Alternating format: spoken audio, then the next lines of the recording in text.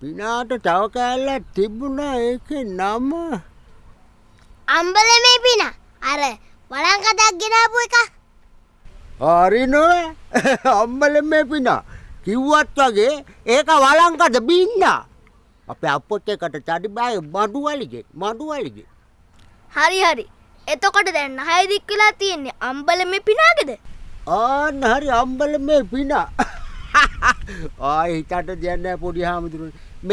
මේ කොල්ල යවලා අහන්න කියන්නේ රූකඩෙන් ඇත්තම අයිතිකාරයා කවුද කියලා. ඉන්ටේරුවටම කියනවා. ඕ මං ගියා.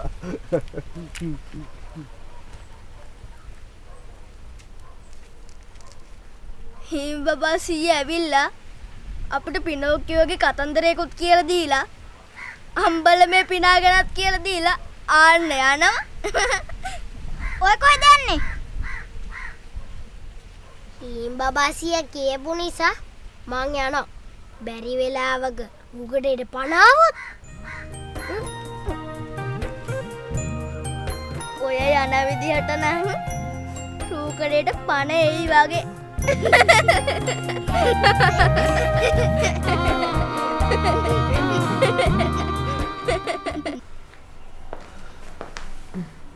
තිරුවන් සරණයි. ජීවිතේ හැමදේම වෙන්නේ හොඳටයි. හිත එකලාසයක් වෙනකන් ආපහු ගෙදර නාවට කමක් නැහැ පුතේ.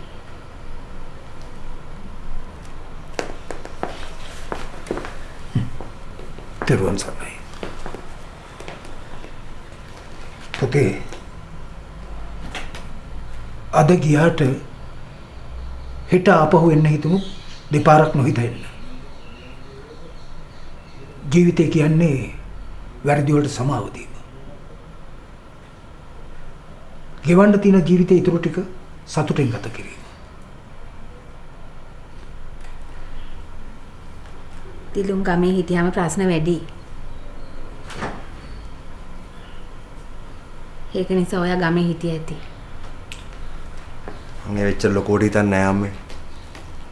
මට ඕන මේ හැම ප්‍රශ්නකින්ම නිදහස් වෙන්න. තිලුම් කැම්ප් එකට ගිහිල්ලා ටිකක් නිදහසේ හිතන්න. තමන් කරපු කියපු දේවල්, කතා කරපු දේවල්, හිතපු දේවල් හරිද කියලා තමන්ගේ වැඩිහිටි නිලධාරියෙකුගෙන් අහලා බලන්න. සමහර විට අපට තේරුම් කරලා දෙන්න බැරි දේවල් වෙන කෙනෙකුට බොහොම හොඳින් තේරුම් කරලා දෙන්න පුළුවන් වෙයි.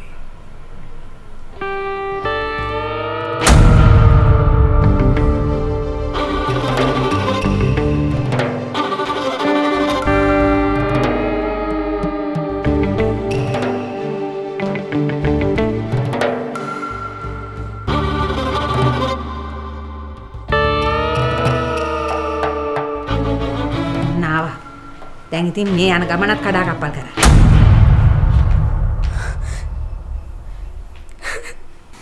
නෝනේ මේ ඒ ළමයින්ගේ ප්‍රශ්න ඒ ළමයින්ට විසඳ ගන්න දීලා නෝනේ ටිකක් පැත්තකටලා හිටියොත් හොඳයි. හිත හොඳින් යන්න හදන වෙලාවේ මෙතන අඬෝ වැඩියාවක් කරන්නේ නැතුව යනවා යන්න. අලුත් ප්‍රයාස් දැන් සුමුදු මල් සුවඳක්ද සමගින්. සඳට අපි ලං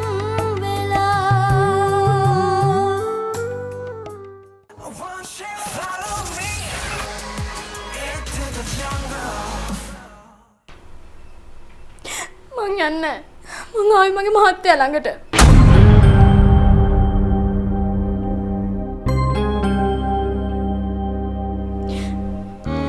ඔයා ආවේ මගේ ගමන නවත්තන්න නම් එක් කරන්න වෙන්නේ නැහැ. කරුණාකරලා ඔයා යන්න. නෑ මං යන්නේ. මං ඔයාට කීයටවත් යන්න දෙන්නෙත් නෑ. දැන් ওই ගමන නවත්තන්න ඕනේ නැහැ. දුවටත් පුළුවන් නම් ওই ප්‍රශ්න ටිකකට අතහැරලා දාලා දුවත් යන්න. දැන්මම පුළුවන් නම් දුවත් යන්න ලෑස්ති වෙන්න. හේ මොකටද? ඕනේ නෑ. දිලුනුත් ඒකට කැමති නෑ. මට ටික දවසක් තනියම ඉන්න ඕන. මන්ද යන්න ඕන. වාහනේ එනවා. එහෙම කොහමද අමව දාලා යන්නේ? ඔයා මොන තරම් විදිහේ ලොක්කෙක් වුණත් ඔයාට බෑ එච්චර ලොකු චණ්ඩිකමක් කරන්න.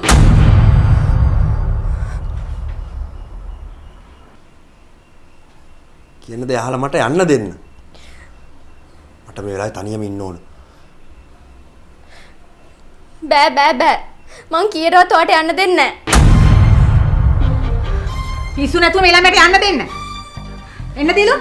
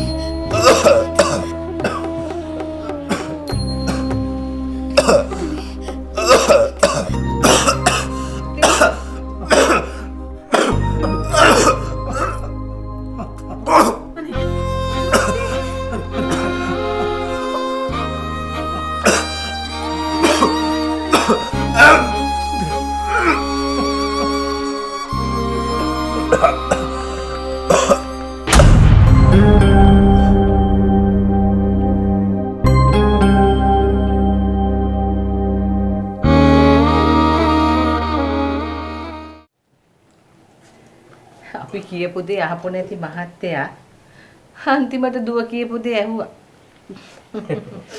මට හිතා ගන්න බැරි අම්මේ මමද මේ ගෙදර මහත්තයා නැත්තම් මෙයාද කියලා. විරුද්ධවාදිකම් කර කර අපිට රිද්දුවේ ඔබ මිසක් මේ කෙල්ල නෙවෙයිනේ. මේ කෙල්ල මේකෙදෙට ආපු දවසේ ඉඳලා අපි මොනවා කිව්වත් මොනවා කිරුවත් අපිට හොඳට සැලකුවා. අන්න ඇහුණද මහත්තයා? ඒ පැත්තෙන් බලනකොට මට හිතෙන්නේ මේ මගේ දුවමයි කියලා. දැන් එතකොට මම බෑ නේද? හරි. දැන් ඒකෙන් වැඩක් නෑනේ පුතා. මහත්තයා බෙද මහත්තයා ගාවට යන්න කැමති වුණ එකෙන් ලොකු අනතුරක් වැළක් වුණා. ඒක මට නම් තේරුණා අම්මේ. අස්ති බිඳුනට පස්සේ හරියම විදිහට බෙහෙතක් කළේ නැත්තම් ඊට පස්සේ මහා ප්‍රශ්න ගොඩක්. හැබැයි දුවේ හිතන්න එපා කටේ සද්දෙට මම බය වුණයි කියලා. කොහොඹ වෙනිවැල් ආරක්ෂා දෙගුණේ එක්ක බේබි ශර්මි හර්බල් සබන් අපිටමයි.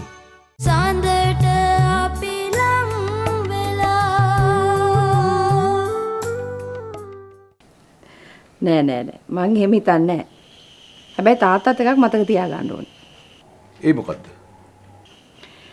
තාත්තගේ මිනිබිරියගේ අම්මා හැටියටවත් රෝහිතගේ නෝනා හැටියටවත් නෙවෙයි. මං තාත්තගේම දුව විදියට තාත්තයිති තාත්තට නෙවෙයි. අපිට. ඒ නිසා තාත්තා ගැන තීන්දුව తీරන ගන්න මටත් අයිතියක් තියෙනවා.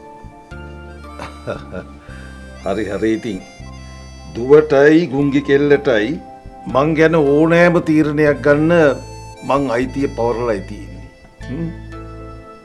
අම්මේ එහෙනම් අපි දෙන්න යන් වෙන ගෙදරකට.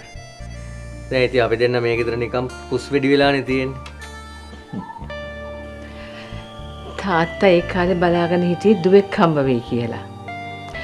තාත්තා ඉතින් දුවට ආදරය කරන එක ගැන මම පුදුම වෙන්නේ නැහැ. මෙයාට ඊරිසියයි. ඒකයි.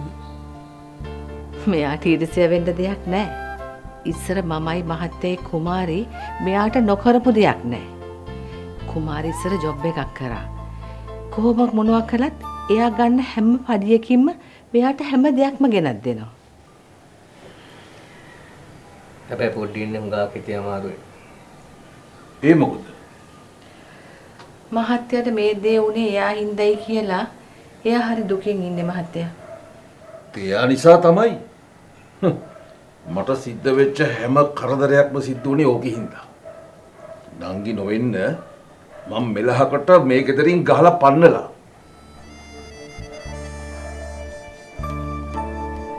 කොහෙද? දුවත් එක්ක ඉස්සරහ.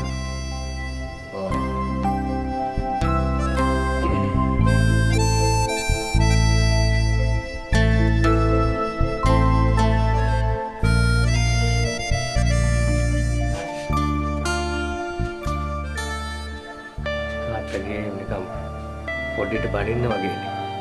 අම්මේ. තාත්තා ඇත්තටම පොඩි නන්දර බණි ඉද්දාන්නේ.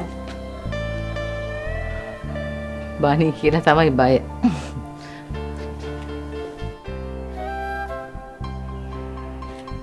කාපිටිච්චි.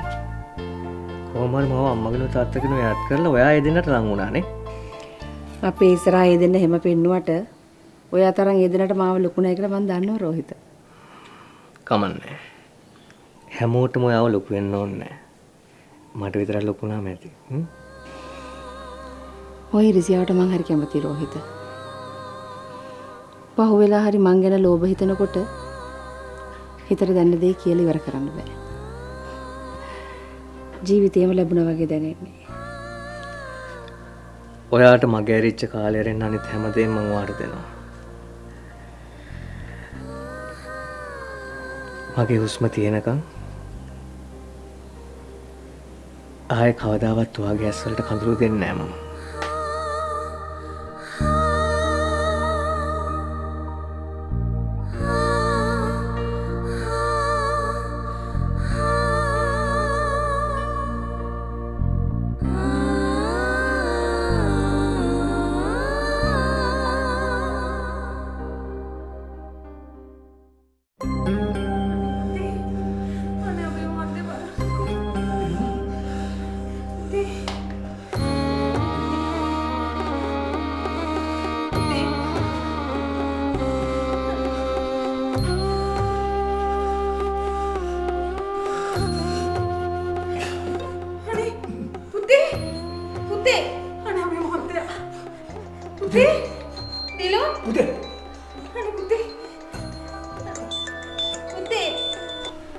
හලෝ ඕ බණ්ඩාර. ඔව් මැඩම් තමයි කතා කරන්නේ. අනේ සර්ට චුට්ටක් සනීප නෑනේ. හරි මං හෙඩ් ක්වාටර්ස් වලට ඉන්ෆෝම් කරන්න. එහෙනම් බණ්ඩාර විජයරත්න සර්වත් දාගෙන යනවද? හරි ඕකේ. සාන්දරට අපි ලං වෙලා මොකද වෙලා තියෙන්නේ දුව?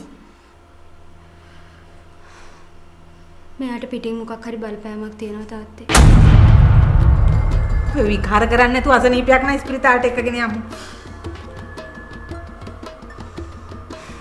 මේ මගේ මහත්තයා. දැන් මෙයා ගැන මටත් අයිතියක් තියෙනවා.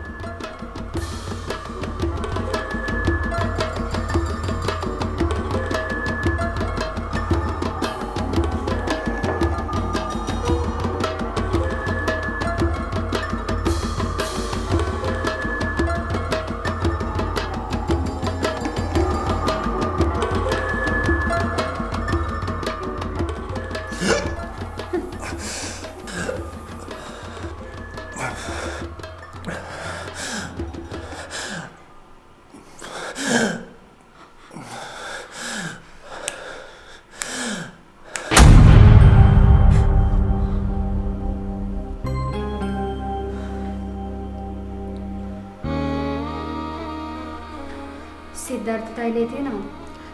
තියෙනවා. පොඩ්ඩක් ඉක්මනට අරන් එන්න.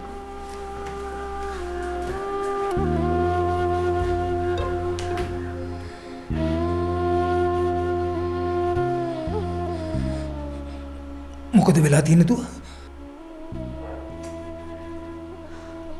මං ආගන්නම් තාත්තේ.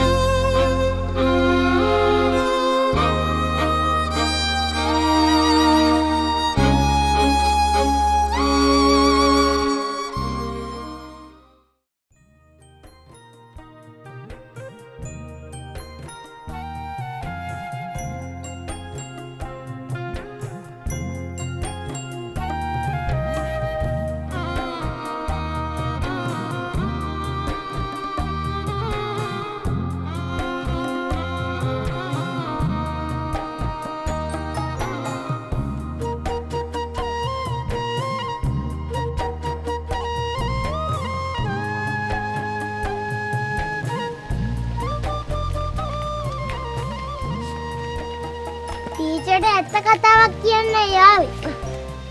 ඒ මොකද්ද? අර රූකඩ මාමගේ රූකඩේ කැතම කැතයි නේද?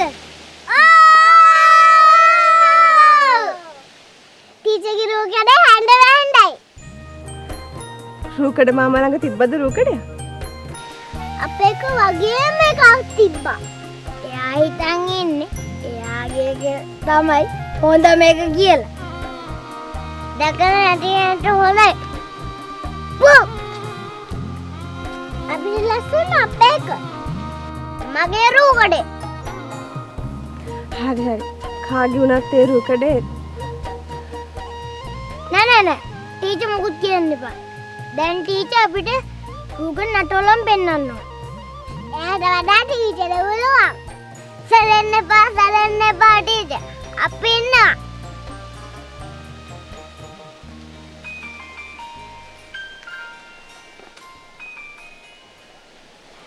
පොඩ්ඩක් ඉන්න පුතේ. මට කෝල් එකක්.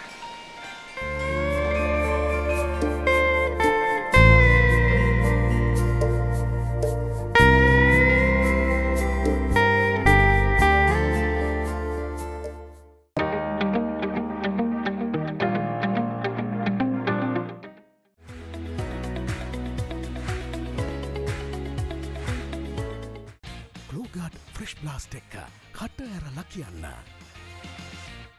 අවුරුදු 30කට වැඩිය මම නෝනේ ගැන දන්නවා. නෝනේ හුස්ම ගන්නකොට මට කියන්න පුළුවන් මොකක්ද හිතේ තියෙන්නේ කියලා. ඇත්ත කියන්න ඕනේ. මොකද සිද්ධ වුනේ?